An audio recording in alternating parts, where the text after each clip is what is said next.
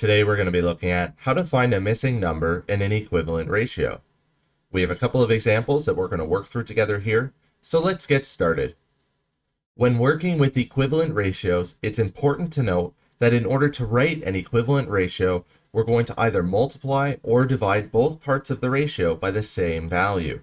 So in order for us to figure out the value of x in question number 1, we're going to use the information that's been given to us in order to figure out whether or not we use multiplication or division to write our equivalent ratio, and then what was the value of that multiplication or division. So remembering when working with ratios, the order matters, so that means that our 3 here, which is the first number in our first ratio, is going to go with our 15 because that 15 is the first number in our equivalent ratio. So we need to figure out how do we turn 3 into 15. Well, we can multiply 3 times 5 in order to get 15, and since this is an equivalent ratio, that means that we're going to do the same thing to the second number in our ratio in order to figure out the value of x. So we're going to multiply 4 times 5 in order to figure out the value of our missing number here, and when we multiply 4 times 5, we get 20, so x equals 20.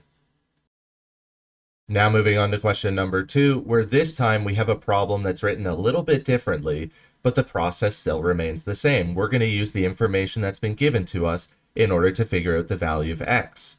So since in our second ratio we've only been given the value of the second number in our equivalent ratio, that means that the second number in our first ratio is going to go with the second number in our second ratio. So that means that we need to figure out how we turn 32 into 4. Well, we know that we could divide 32 by 8 in order to get 4, so that means in order for us to figure out the value of x, we're going to do the same thing to the first number in our first ratio. So we're going to divide 24 by 8, which we know gives us 3, so that means that x equals 3. Now moving on to question number 3, where this time this process is going to look a little different here, and here's the reason why. Remembering that the order matters when working with ratios, so that means that our 10 here is going to go with 25. But the problem here is that we can't multiply or divide 10 by any whole number and get the answer of 25. So in order for us to solve for the value of x here, the first thing we're going to do is we're going to simplify our first ratio of 6 to 10 by dividing both parts of that ratio by 2 to make this a little easier for us. So when we divide 6 by 2, we get 3, and then when we divide 10 by 2, we get 5 for the simplified ratio of 3 to 5. And we haven't changed the value of our first ratio here, we've just simplified it. So now we can actually solve this problem for the value of x. So we're going to bring down the rest of this problem, so we have equals x to 25.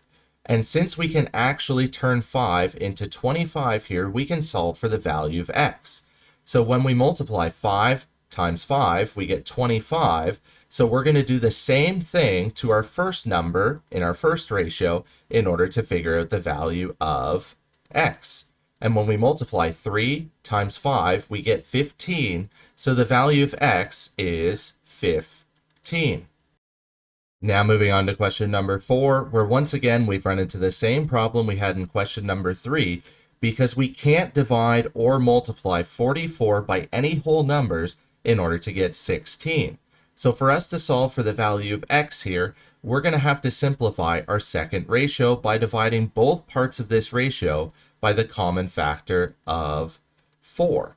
When we divide 12 by 4, we get 3, and then when we divide 16 by 4, we get 4 for the equivalent ratio of 3 to 4. And now we're going to be able to solve for the value of our missing number here, which is represented by our x. So we have x to 44 equals 3 to 4. Now we need to think to ourselves, how did we turn 44 into 4? Well, we could divide 44 by 11 in order to get 4. So in order for us to figure out the value of x, we need to think what number could we divide by 11 that will give us 3? Or another way we could think about this is, what's 3 times 11? Well, we know that 3 times 11 gives us 33, so the value of x is going to be 33.